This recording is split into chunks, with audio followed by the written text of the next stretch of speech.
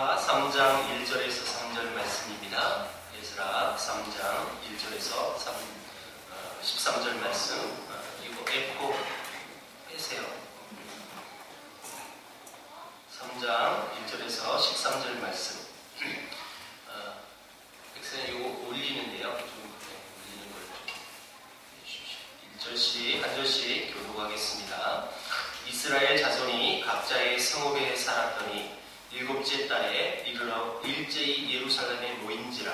이스라엘 아들 여호수아와 그의 형제 제사장들과 압살의 아들 수르바벨과 그의 형제들이 다 일어나 이스라엘 하나님의 제사장을 드리고 하나님의 사람 모세의 율법에 존경한 대로 번제를 그 위에 드리라하였으되 우리가 모든 나라 백성을 두려워하여 제단을 그 터에 세우고 그 위에서 아침 저녁으로 여호와께 번제를 드리며 기록된 규례대로 초막절을 지켜 번제를 매일 정수대로 날마다 드리고 그 후에는 항상 드리는 번제와 초하루와 여호와의 모든 거룩한 절기의 번제와 사람이 여호와께 기쁘게 드리는 예물을 드리되 일곱째 달 초하루부터 비로소 여호와께 번제를 드렸으나 그때 여호와의 성물을 드리는 이 석수와 목수에게 돌을 주고 또 시돈 사람과 두로 사람에게 먹을 것과 마실 것과 기름을 주고 바사왕 고레스의 명령대로 백향목을 레바논에서 요빠 해변까지 운송하게 하였더라.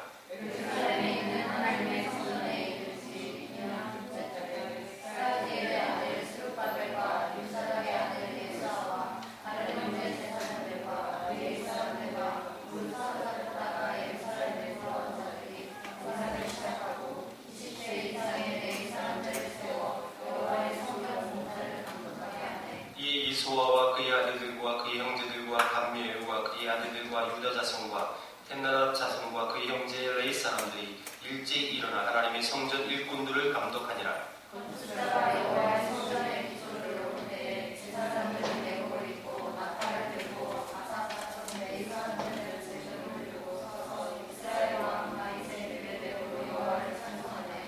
찬양으로 화답하며 여호와께 감사하여 이르되 주는 지극히 선하심으로 그의 인자하심이 이스라엘에게 일어나시도다 하니 모든 백성이 여호와의 성전 기초가 놓임을 보고 여호와를 찬송하며 큰 소리로 즐거이 부르며 제사장들과 레위 사람들과 나이 많은 족장들은 서로 성전을 보았으므로 이제 이 성전의 기초가 여기를 보고 이제 성공하였으나 여러 사람은 기록으로 크게 하는 소리를 같이 있습니다. 백성이 크게 외치는 소리가 멀리 들리므로 즐거이 부르는 소리와 통곡하는 소리를 백성들이 분간하지 못하였더라. 아멘. 사람들이 저 사람 예수 믿는 사람이 왜 저래? 저 사람 교회 다니는 사람이 왜 저래? 이런 말은 잘하는데 저 사람은 절에 다니면서 왜 저래? 저 사람 무당 믿는 사람이 왜 저래? 그런 말을 하지 않아요. 그렇죠? 교회 다니는 사람이 왜 저래? 그런 소리 많이 들어도 풍수 지리설을 믿는 사람이 왜 저래? 뭐 이렇게 이런 말을 하진 않는다는 거예요. 이것은 여러 가지 의미가 있어요. 예수 믿는 사람들에 대한 기대치가 있는 말과 동시에 교회 다니는 예수 믿는 사람들을 주목하고 있음을 여러분 시사하는 부분입니다. 오늘 본문에 보니까 지금 70년의 포로 생활을 마치고 자기 본국 이스라엘에 왔던 이 사람들을 사실 여러 주변 국가들이 주목하고 있는 장면이에요. 여러분, 죄와 어둠의 권세에서 회개하고 예수님께 돌아온 성도들로 주변 세상 사람들에게는 큰 주목의 대상거리가 될 수밖에 없어요. 교회 다니는 사람이 어떻게 하는지 보자. 이런 시선을 보듯이 이들도 동일하게 그런 시선으로 보았어요. 그리고 그 시선 속에 어느 정도의 기대치를 갖고 있어요. 그리고 그 기대치에 못 미쳤을 땐 여러분 여과없이 저 교회 다니는 곳이 왜 저래? 이렇죠. 그렇다면 여러분 그런 시선들 앞에 그런 주목들 앞에 우리 신앙인들은 어떻게 삶을 살아가야 할까요? 그렇다면 우리는 그들에게 무엇을 보여주며 이 땅에서 여러분 승리하며 살아갈 수 있을까요? 오늘 그 모습을 세 가지로 말씀을 드리고 싶습니다. 우리는 그들에게 말씀의 권위 아래에 있는 삶을 보여주면서 살아야 합니다. 말씀의 권위, 여러분 그 말씀의 권위가 내 삶을 주도하고 그리고 그것이 내 삶의 모든 가치 기준이 되어져서 그 말씀대로 살아가는 그 모습을 보여주는 것, 이게 우리의 마땅한 삶이라는 거죠. 왜 그러냐? 자, 여러분 1절에 보니까 그들이 지금 각자의 성읍에 살면서 7째 달에 이르러, 7월이에요. 7월. 7월은 초막절, 장막절이라는 절기가 있기 때문에 그들이 왔어요. 그리고 2절, 4절에 보니까 하나님의 사람 모세의 율법대로 기록한 대로 단을 쌓고 번제를 드렸어요. 4절에도 기록된 규례대로 초막절을 지켰어요. 5절에 보니까 항상 드리는 번제와 초하루와 그 모든 거룩한 절기의 번제도 다 규례대로, 여러분 말씀의 권위 앞에 또 그 말씀 그대로 순종하면서 이런 삶을 살았다라고 말하고 있는 것입니다. 하나님의 말씀의 권위를 인정할 때 비로소 하나님의 백성은 백성답게 살 수가 있는 것입니다. 그런데 하나님의 백성들이 말씀의 권위가 기준이 돼서 사는 것이 아니라 사람의 권위 앞에, 인간의 권위를 내세운다면 반드시 문제가 생깁니다. 그런 곳에는 절대적인 하나님이 주신 아름다운 평안의 모습이 있지 않아요. 있을 수 없고요. 인간의 권위는 여러분 경직되어 있고 굉장히 모순투성이에요. 그래서 그 인간들의 그 모임 속에 그것이 교회이든 어디든 하여튼 인간들이 모여있는 곳에는 항상 인간 관계의 문제가 되더라는 거예요. 그래서 내가 조금 더 섬김을 받아야 되는데, 내가 더 저놈보다 나은데, 그래서 내가 더 좋은 조건으로 그런 대우를 받아야 되는데, 그렇지 못했을 때 틀어지게 돼 있어요. 싸우게 되어 있고요. 특별히 우리 한국 사회는 다른 문화보다 좀 유별난 문화를 갖고 있어요. 딱 만나면 너 몇 살이야? 나 빠른인데 또 여기서 또 시험 들어요. 저놈이 나랑 나이는 다른데 내가 많은데 학년은 같네. 저걸 맘먹어야 되나 동생 취급해야 되나. 그래서 여러 관계 속에서 꼬여있는 족보가 있는 사람들이 많아요. 누구는 친구 먹는데 누구는 형하고 하고. 여러분 그래서 유독 우리나라는 이런 이상한 문화를 갖고 있어서 이게 사회적인 문제가 대두가 돼가지고 최근에는 여러분 빠를 없앴어요. 그래서 연도로 무조건 구분해서 학교를 입학하게 만들었고 참 잘한 제도예요. 제가 봤을 때 그래요. 뿐만 아니라 이것이 사회적으로도 문제가 되는 거예요. 일단 또 있어요. 우리 태어나자마자 한 살을 먹는 나라예요. 유일하게. 그래서 우린 정말 나이가 남들보다 더 많아서 내가 그 위에 있어야 돼요. 이 정말 특유의 문화예요. 그래서 외국 선수들이 우리나라의 프로 선수들이 와서 용병 생활을 하고 가잖아요. 그들이 잘 적응하지 못한 게 그거예요. 선배에 확실한 선이 있어요. 그래서 선배가 딱 하면 후배는 무조건 해야 하는. 또 운동권은 더 심각하거든요. 그러니까 여러분 한국 문화를 좀 비하하는 외국인들 꽤 많고 조금 적응 잘하는 사람은 한국식으로 형님 뭐 이러고 하는 외국인도 있고 잘 적응하는 거죠. 문제는 인간의 권위 앞에서 위아래 높고 낮음 이것이 여러분 초점이 되어지면 반드시 문제가 생겨요. 어떻게든지 거기에서 여러분 군림하려고 하고 군대 조직처럼 여러분 우리 신앙생활이 그렇게 되어지면 정확한 계급이 있어가지고 그렇게 해서 여러분 교회가 운영이 되어진다면 가상해보세요. 그럼 요 교회 와서 여러분 뭐 하려고 하겠어요? 계급 높아지려고 하는 거예요. 그렇죠? 그러면 속된 말로 팍 터지게 싸워요. 하여튼 저놈을 내가 집 밟고 올라가야 돼요.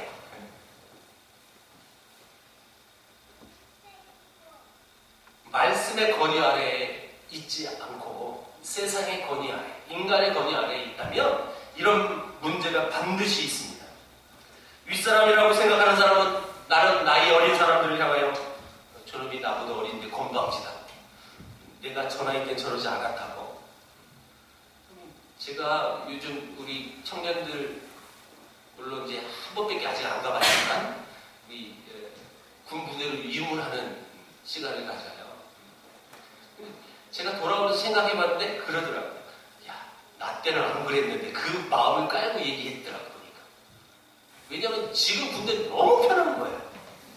내가 보니까 너무너무 좋은 부대더라고요. 옛날 생각나는 거죠. 그러니까 여러분 그 모든 얘기의 주도점, 그 초점이 어디냐? 내 군생활이에요. 그래서 우리 청년 자매들이 얘기하는 오면서 마치 자기가 군대 다녀온 것처럼 느껴졌대요. 다 경험했대요. 만약에 군 조직처럼 이런 그런 건의 앞에서 살아간다면 얼마나 힘들까요? 너무너무 지친 거예요. 옛날 생각하니까 막 그 억눌렸던 맨날 얼지를 받았던 맨날 군기 잡았던 그게 떠오르는데 요즘 애들은 너무 편한 거예요. 보니까 뭐라고 이렇게 힘들게 하면 이렇게 이제 무슨 써서 내자 그 사람은 곧바로 영창 가더라고요. 우린 그거 썼다고 또 맞거든요. 우리 때는 누가 썼어 해서 얘는 비밀 물론 그런 행정이 있었는데 우리는 그걸 쓸 염두를 못했어요. 왜냐하면 그거 다 밝혀지거든요. 어찌됐든 그건 더 맞아요. 더 괴로우니까 아예 안 쓰는 게 나아요. 만약에 위아래의 구분이 정확히 구분이 돼서 그런 삶을 살아간다면 얼마나 힘들까요? 여러분 스스로 아랫사람이라고 생각하는 사람들은 윗사람들에게 어떤 생각을 하느냐? 윗사람들은 괜히 나이 먹고 간섭하고 대접받으라고 한다고 이게 안 맞는 거예요. 여러분 이런 마음으로 교회 생활을 하고 신앙생활을 하면 세상 사람들에게도 결코 그 모습이 좋게 보이지 않습니다. 그러나 하나님의 말씀의 권위를 인정하고 오직 말씀으로 돌아갈 때에 참된 지식이 회복되어질 줄 믿습니다. 우리의 생각이 잘못된 부분들이 보여지고 또 문제는 우리가 아무리 말씀을 들어도 그것을 절대적인 것으로 받아들이기가 참 어려워요. 성경은 그런 거고 목사님 말씀은 그런 거고 나는 이렇지. 내 경험은 그렇지 않은데 근데 여러분 성경이 말하는 교회, 성도의 모습은 말씀의 권위에 복종하는 것 그것이 바른 자세예요. 여러분 절대 오해하지 마세요. 그럼 목사님 말에 순종하는 절대요. 목사님 말에 순종하는 거 아니에요. 하나님 말씀에 순종하는 거죠. 저는 지금까지 그런 마음으로 지금까지 목회를 했다고 자부하는데 절대 제 말에 복종하십시오. 순종하세요. 어디 목사 앞에서 그런 소리 하니까 이런 마음 가져본 적도 없고 그런 마음으로 목회할 마음도 없고 중요한 건 하나님 말씀 앞에 복종하는 여러분 되기를 축복합니다. 그것이 세상 사람들에게 우리가 보여줄 수 있는 모습이에요. 그것이 또 선한 영향력을 끼치는 거고요. 두 번째, 우리가 여러분 세상에게 또 우리를 주목하고 있는 그들에게 보여줄 수 있는 두 번째 모습은 우리가 하나님께 헌신된 삶을 보여줄 수 있습니다. 사람들은 보통 자기 형편이 어려울 때 적극적으로 하나님을 찾는다고 말해요. 오늘 오전 말씀처럼 내 육체가 가난하고 힘들고 어려우면 하나님을 의지할 수밖에 없으니까 간절히 찾아요. 그런데 형편이 나아지고 고민이 해결되어지고 그렇게 되어지면 오히려 그 신앙이 퇴색되어지는 사람들을 종종 볼 수 있습니다. 오늘 본문은 이 70년 포로 생활 중에 성전이 다 파괴되는 아픔과 이방 종교의 분위기 속에 온갖 고난을 겪고 나라를 잃었던 그 백성으로서 가진 서름을 받으면서 살던 그 이스라엘이 이제 하나님의 약속 70년 뒤에 회복되리라. 그래서 여러분 하나님을 온전히 섬기며 잘 살 수 있는 꿈 그것이 실현되었어요. 그리고 그래서 실제로 와가지고 본국에 와서 이제 새로운 삶을 살아가야 돼요. 그리고 70년이라는 세월은 어마어마한 기간이에요. 어떤 거의다가요. 다는 아니지만 거의다가 자기 본국에서 태어나지 않은 사람들. 그러니까 포로로 잡혀가서 포로 생활 속에서 태어난 사람들이 이런 젊은이들이 이때는요. 일부만, 나이 많은 사람들만, 그때 어른부터 옛날에 그 생각들을 갖고 떠났다가 돌아온 그분들은 진짜 나이가 많은 분들. 그 일부 빼놓고는 다 외국에서 태어난 사람이에요. 근데 그 메시지, 희망의 메시지가 그대로 실현돼서 본국에 왔어요. 새로운 삶을 시작하는 거예요. 실제로 맨땅에 헤딩하는 겁니다. 그들이 와가지고 생계 문제도 해결돼야 되고, 또 먹고 사는 문제가 반드시, 여러분, 그 의식주 문제가 해결돼야 안정된 삶을 살 수 있으니까 그것이 가장 그들의 고민거리였을 거예요. 1절에 보니까 각자의 성읍에 와서 살았대요. 자기 원래 지파가 있을 거 아닙니까? 그 지파, 자기 조상들이 살았던 그 땅에 가서 살았어요. 그런데 7월에 일제히 예루살렘에 다 모였어요. 정확히 얘기하면 지금 본국에 온 지 3개월 만에 다 예루살렘에 모이기 시작했다는 뜻이에요. 3개월 만에 여러분 의식주 문제가 다 해결됐을까요? 자기 생계 문제가 완전히 다 완전히 해결되어져서 살 수 있었던 사람 과연 몇 명이 됐을까요? 다시 말하면 지금 시급한 문제가 그들에게 많이 산지되어 있었어요. 그런데 일제히 7월 달에 다 모였다는 것은 초막절, 이 장막절을 지키려고 모였습니다. 그들은 포로 생활을 벗어나서 자기 개인의 자유와 자기 유익을 누리는 그 목적을 두지 않았기 때문에 다 모일 수가 있었던 거죠. 만약에 내가 지금 돌아온 지 3개월밖에 안 돼서 지금 힘들어 죽겠는데 왜 모이라고 하는 거야? 저 미친 짓이지. 라는 마음을 가지고 살았다면 절대 이들은 한 장소에 모이지 못했을 거예요. 여러분, 내 삶의 목적이 여러분 내 생계 그것만 두고 살지 않았다는 모습을 볼 수 있었다는 거죠. 그 대신에 내 좋은 환경, 좋은 건강, 풍족한 물질 그거 주신 것은 하나님이 더 다른 곳에 잘 섬기라고. 이 모든 것은 또 다른 섬김을 할 수 있는 기회로 주신 것으로 깨닫고 그들은 그 마음 자세로 이 땅을 살아갔어요. 무엇으로 알 수 있느냐? 이들이 처음 와서, 여러분 오늘 제목이 성전이라고 있는데 그냥 오자마자 막 성전을 지은 것도 아니에요. 3개월 동안 자기 지파 땅에 가서 일단 살았고 돌아와서 성전부터 짓지 않았어요. 1절에서 6절 동안 뭘 먼저 기록하냐면 단을 쌓고 번제를 쌓아요. 여러분 이것이 그들의 먼저 우선순위였어요. 무슨 얘기냐면 오자마자 하나님 우리를 불러주신 것 다시 회복시킨 것, 하나님의 임재를 상징하는 성전을 다시 건축하는 것이고, 그래서 하나님 멋있게 성전을 만들게요. 이러지 않았다는 거예요. 더 쉽게 얘기할까요? 하나님의 일에 먼저 관심 둔 것이 아니라 하나님께 관심 둔다는 뜻이에요. 내게 주어진 봉사에, 내게 맡겨진 그 업무적인 일들, 그것 우선보다는 하나님께 예배하는 것에 초점을 먼저 맞췄다는 뜻이에요. 성전보다 더 중요한 분이 하나님이라는 뜻입니다. 그럼 성전은 이 구약시대는 굉장히 중요한 여러분 위치를 차지하고 있어요. 왜요? 성전은 하나님의 임재를 상징하는 거예요. 실제로 하나님의 말씀, 여러분 이 언약궤가 놓여있는 지성소, 성소 다 구분이 있었어요. 아무로 갈 수도 없었고, 그래서 이 성전은 우리가 생각하는 지금처럼 생각하는 예배당 그런 개념은 아니에요. 굉장히 거룩한 곳이고 오죽했으면 성전이라고 했을 거예요. 거룩한 곳이 하나님이 계시기 때문에. 근데 여러분 이 신약 시대에 살고 있는 우리는 그런 개념을 가질 필요가 없어요. 여기 지성소고 여기 성소예요. 그럼 아니잖아요. 그 구분은 다 깨졌어요. 그렇죠? 중요한 건 그들에게 너무 소중했던 성전보다 하나님께 초점을 맞추고 삶을 살았다. 그리고 그 삶을 실행했다. 여러분, 번제라는 말이 올라간다는 뜻이에요. 올라간다. 번제가 뭡니까? 재물을 완전히 태워서 드리는 게 번제예요. 그래서 이 태운 연기, 그 그 연기가 하나님께 올려지는 것. 그래서 그 제물을 드리는 사람들의 마음이 하나님께 올려지는 것. 다시 말하면 헌신을 얘기하는 거예요. 여러분 번제하면 여러분 그 제물 먹을 것도 없어요. 그렇죠? 태웠으니까 먹을 수도 없어요. 완전 시커멓게 태워버리는 거예요.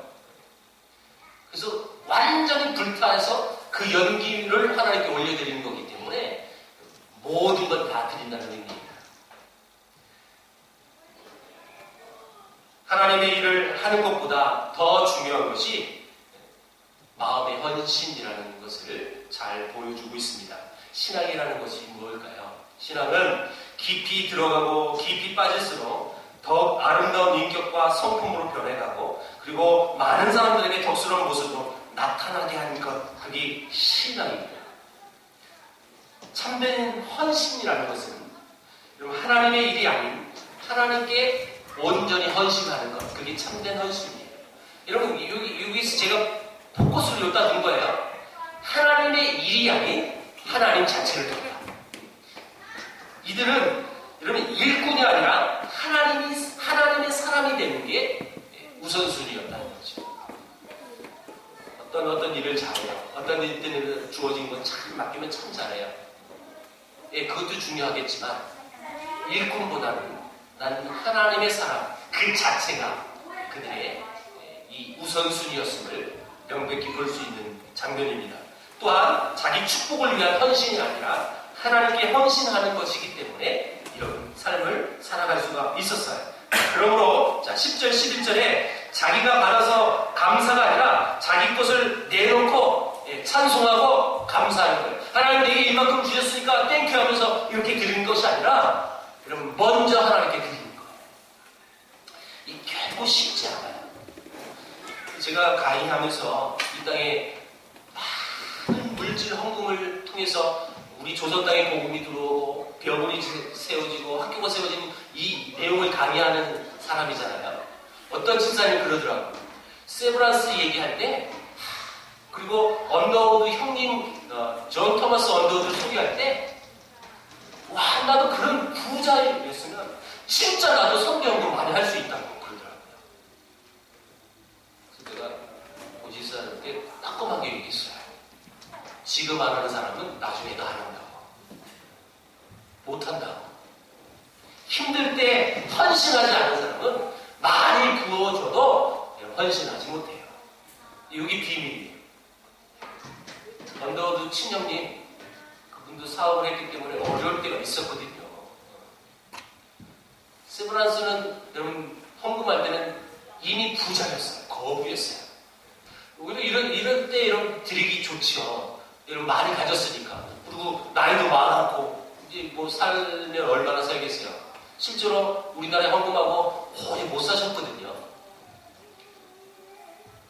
그렇다고 해서 여러분 준비되지 않은 사람이 아무리 돈이 많더라도 헌금 좀 쉽게 못 드려요. 그게 지금 돈으로 얼마라고 그랬어요? 세브란스 헌금한 분이 지금 돈으로 1,000억이에요. 1,000억. 존 토마스 언더우드는 우리나라에 총 헌금한 돈, 알 수 있는 금액만 지금 돈으로 조예요. 조. 어마어마한 헌금을 한 거예요. 비밀이 있어요. 어렵고 힘든 그 순간에 헌신의 삶을 살았던 사람들이에요. 그러니까 가능했지. 그것이 잘 훈련되어져서 했지. 그럼 이 사람들이 지금 많이 누리고 있어서, 많이 갖고 있어서 하지 않았어요. 이 비밀을 우리는 알아야 합니다. 세상 사람들은 이 세상의 물질을 절대화하는 삶을 살고 있어요. 그래서 다툼과 욕심이 여기서 나오기 시작합니다. 그런데 우리 크리스찬들은 여러분 물질을 절대화해서는 안 돼요. 물질은 상대화가 되어야 되는 거예요.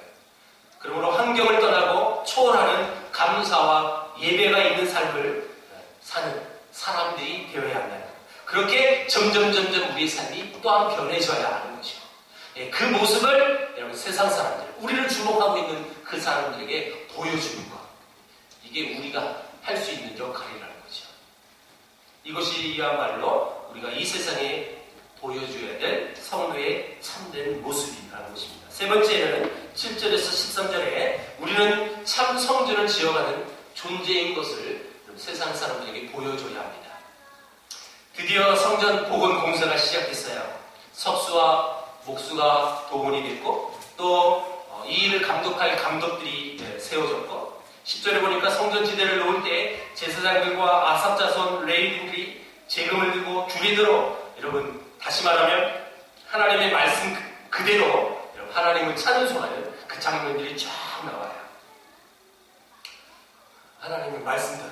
그런데 11절에 보니까 그날 큰 찬송 소리가 퍼졌어요. 이스라엘 모든 백성들이 다 기쁨으로 사실 충만하진 않았습니다. 왜냐하면 12절, 13절에 재밌는 장면이 하나 나와요. 자, 12절, 13절 다 같이 읽어볼게요. 자, 시작. 제사장들과 레위 사람들과 나이 많은 족장들은 첫 성전을 보았으므로 이제 이 성전의 기초가 놓임을 보고 대성통곡하였으나 여러 사람은 기쁨으로 크게 함성을 지르니 백성이 크게 외치는 소리가 멀리 들리므로 즐거이 부르는 소리와 통곡하는 소리를 백성들이 분간하지 못하였다. 자, 지금 이 성전이 지어지는 이 장면 속에서 백성들이 소리 높여 이게 찬송하고 그런데 일부분은 통곡하고 있었어요. 자, 여러분 이걸 아주 좀 센치하게 딱 집어서 한번 보자면 나이 많은 노인들은 울고 있었고 여러 사람이라고 표현했는데 노인들은 울고 있었다는 것은 여러분 그 외의 사람들은 무슨 뜻이죠? 젊은 사람들. 젊은 사람들은 뭐 했다는 거예요? 찬송했다. 왜 노인들은 대성통곡을 합니까? 왜 젊은이들은 찬송을 하고요? 무슨 차이가 있길래? 노인들은 과거 솔로몬의 성전을 본 사람들이에요. 그 전의 성전은 참 화려했고 웅장했고 어찌 보면 자랑할 만큼 아주 좋은 성전이었으나 지금 70년의 포로 생활을 마치고 돌아와서 우리가 성전 지대를 놓고 성전을 시작하는데 다시 건축하는데 기가 막힌 거예요. 왜요? 전에 거랑 비교해보니까 여러분 비교 대상 할 수도 없어요. 너무 초라한 거죠. 너무너무 초라하니까 어떻게 해요? 우는 거예요. 옛날에는 그렇게 화려했고 좋았는데 지금 볼품이 없다는 거예요. 형편없다는 거예요. 여러분 나이 많으신 분들의 특징 중에 하나가 뭐냐면 과거에 참 많이 집착을 하는 거예요. 이게 이제 노인들의 특징 중에 하나예요. 그것이 무조건 나쁜 것은 아니지만 단점일 수 있죠. 그래서 나이 많은 사람들은 변화를 두려워합니다. 젊은 세대와 여러분 구세대의 큰 차이점은 그렇게 구분할 수가 있어요. 여러분 과거에는 이랬는데 아까도 저 스스로 디스했잖아요. 내 군생활을 이랬는데 이것도 너무 피어나네. 이게 군인이야? 막 이런 마음이 드는 거예요. 나도 모르게. 왜? 나는 힘들게 했으니까. 근데 왜 이것들은 힘들게 안 하지? 이 자세가 굉장히 좋은 자세는 아니에요. 그렇죠? 네. 바뀌어야 될 건 바뀌어야 되는 건데 사실 약간은 아쉬움도 있어요. 군인 정신을 그렇게 잘 찾아볼 수는 없으니까. 그러다 보니까 물론 자 보세요. 이 말을 참 조심해야 돼요. 나는 딱 중간쯤에 있어서 내가 완전히 나이가 많은 노인이었으면 아주 쉽게 얘기해. 이 젊은이 거들 잘 들어! 하면서 했을 텐데 저는 딱 중간 지점인 것 같아요. 보니까 우리 교회에는 그래도 나이 많으신 분이 거의 없어요. 많이 드신 분은 지금 외국에 가 있고 거의 사실 우리 교회는 젊은 교회거든요. 자, 이 말씀을 준비하면서 굉장히 저도 조심스럽습니다. 분명히 여러분 노인들이 갖는 단점이 분명히 있어요. 여러분 혹여 여러분들이 나이가 많은 축에 속하는데 시험 들 필요는 없어요. 이들이 그랬다는 거예요, 이들이. 근데 이런 잘못된 모습을 볼 때 우리도 한번 내 삶을 되돌아볼 필요는 있는 거예요. 왜요? 지금 이 노인들은 과거에 침착해요. 그 화려했던 솔로몬 성전은 온데가 나오고 이게 뭐야? 막 울고 있는 거예요. 또 반면에 이 젊은이들은 여러분 이 노인들이 어떻게 왜 우는지도 모르고 그냥 좋아하는 거야 그냥 그쵸? 철없이 그런 뉘앙스가 분명히 안에 있거든요. 이런 부분을 잘 우리가 조절할 필요는 있다고 봐요. 무슨 얘기냐? 과거하고 비교하더라고. 그래서 모든 일에 이 젊은이들의 새로운 시도를 제도거리거나 억압했구나. 그건 잘못이야. 내 경험상 옛날 교회에서는 생각지도 못했어. 이런 말들이, 이런 생각들이 이런 어른들에게는 자동적으로 있단 말이에요. 나도 그러니까. 여러분들의 과거의 경험과 그 연륜을 무시하는 것이 아니라 그것이 온전한 가치가 돼서 그것이 기준이 돼서 젊은이들이 판단하는 건 분명히 잘못됐다고 저는 봐요. 그것은 우리가 조심해야 할 것이고 또한 반면에 젊은이들은 저 나이 많이 들어서 무조건 우리를 반대하는구나 라는 의식을 갖고 산다면 그것도 잘못된 거겠죠. 예. 여러분 지금 제가 뭘 얘기하려고 그럴까요? 잘 조절이 돼야 한다는 거죠. 그것이 우리 교회에도 필요한 부분이라고 저는 생각이 됐어요.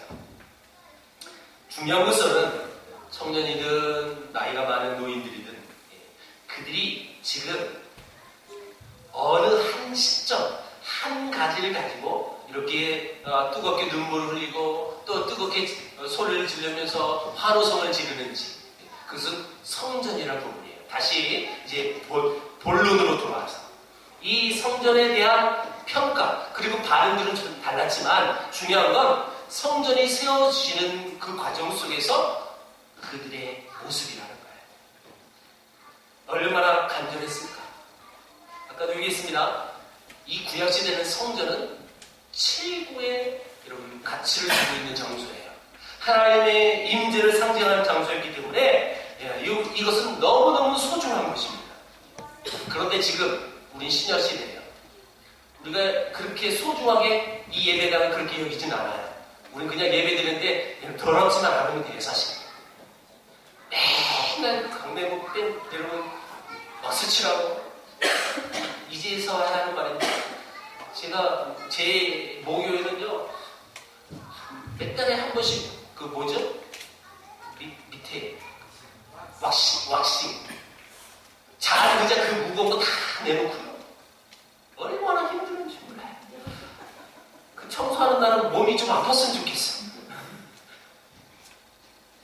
사실 그렇게 깨끗할 필요는 없어요. 그렇죠? 여러분 이 구약의 성전의 개념을 가져서는 안 되잖아요.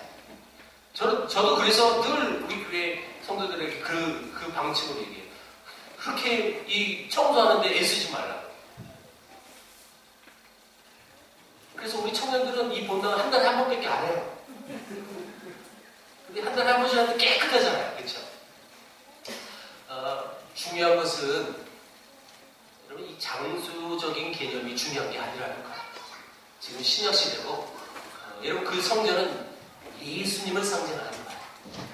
여러분 예수님이 계신 곳 오늘 오전 말씀 그대로 그곳이 천국이고 여러분 나와 함께 하신 그것이 성전이고 어디 가나 여러분 그곳이 성전이 될 수 있고 어디 가나 거기 천국이 될 수 있는 거예요. 문제는 뭐냐면 그 천국을 여러분 지어가는 그 사명이 저와 여러분들에게 주어졌다는 거예요. 지금 이 구약의 이 성도들은 다시금 성전이 지어져서 여러분 다시 건축되어져서 너무너무 아름다운 그 마음으로 환호성하고 대성 통곡을 하는 그 아름다운 모습을 보는데 우리는 그 성전을 지어감에 있어서 얼마나 투철한 사명을 갖고 얼마나 여러분 간절히 그 마음을 가지고 이 땅을 살아가고 있느냐는 거예요. 세 번째, 여러분 세상을 향하여 우리가 보여줄 게 뭐라고 그랬어요? 그게 뭐예요? 참 성전을 지어가는 그 모습을 우리가 보여줘야 한다는 거예요. 성전을 건축하는 뜻이에요? 아니죠. 성전 내로 건축하지 않아도 돼요. 중요한 건 장소가 아니에요. 정말 소중한 건 여러분들의 삶의 현장에서 지금 계속 성전이 아름답게 지어가고 있느냐는 거예요. 예쁘게 이런 꾸며지고 있느냐는 거예요. 지금 그 내 아름다운 성전이 예수 그리스도의 성품을 닮아서 고결한 성품으로 아름답게 지금 변해가고 있느냐는 거예요. 여러분, 이 영적인 성전에 존재가 있는지도 모르고 또 그 성전이 예쁘게 지어지는지 지금 망해가고 있는지 더럽혀지고 있는지 그것도 모르고 살아간다면 여러분 얼마나 불쌍한 사람입니까? 우린 참 성전을 지어가는 존재라는 사실을 다시 한번 기억하십시오. 이들이 그 성전을 지으면서 울면서 환호하면서 여러분 기뻐 뛰며 규례대로 찬송하는 이 장면들을 한번 보시라는 거예요. 내 영적인 성전이 그렇게 예쁘게 지어져서 여러분 지금 눈물 흘리면서 그렇게 기뻐하면서 그렇게 감사하면서 찬양하고 있는지 내 성전을 한번 보시라는 거예요.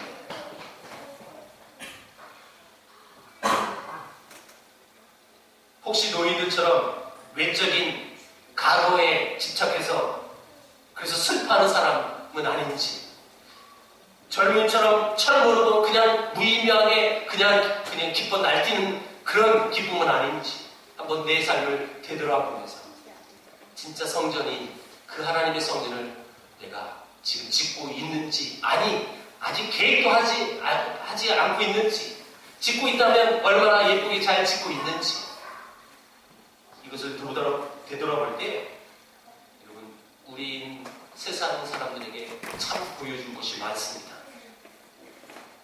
오전에 말씀 그대로 심령이 가난한 그런 아름다운, 나는 아무것도 할 수 없어요 라는 겸손한 마음으로 주님 앞에 나아가면서, 그러면서 하나님께서 내게 주신 그 모든 환경과 여건을 통해 가지고 하나님의 아름다운 나라를 위하여, 그 천국을 위하여 수고하고 애쓰는 삶을 살고 있는지 오늘은 한번 되돌아보는 시간이 되었으면 좋겠습니다.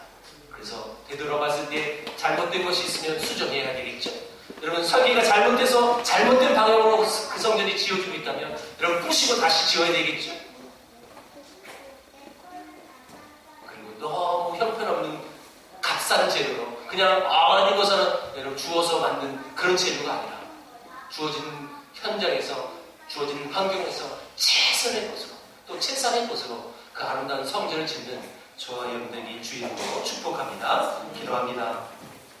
하나님 감사합니다. 70년의 포로 생활을 마감하고